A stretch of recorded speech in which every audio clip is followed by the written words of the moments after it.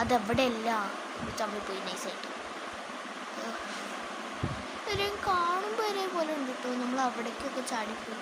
അയ്യോ എനിക്ക് പേടിയ ക്ലൗണാണ് എനിക്ക് കണ്ടതിൽ ഏറ്റവും പേടിയുള്ള.